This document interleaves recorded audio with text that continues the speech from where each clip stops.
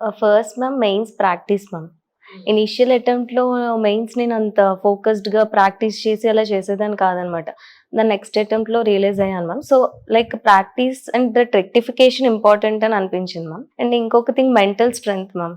ఇనీషియల్‌గా నేను కొంచెం ఏజ్ వల్ల వీటన్నింటి వల్ల టర్బులెంట్‌గా ఉండేదాన్ని. సో, ఆ మెంటల్ స్ట్రెంగ్త్ కూడా చాలా ఇంపార్టెంట్ అనిపించింది మ్యామ్ ఎగ్జామ్‌లో. ఎందుకంటే హైస్ ఉంటాయి, లోస్ ఉంటాయి.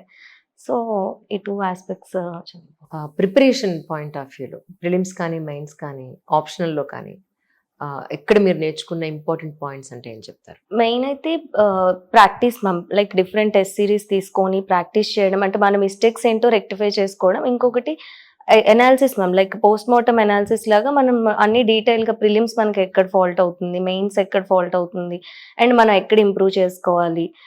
Are prelims mainly like PYQs ma'am. Previous year questions practice చేయాలి. More attempts.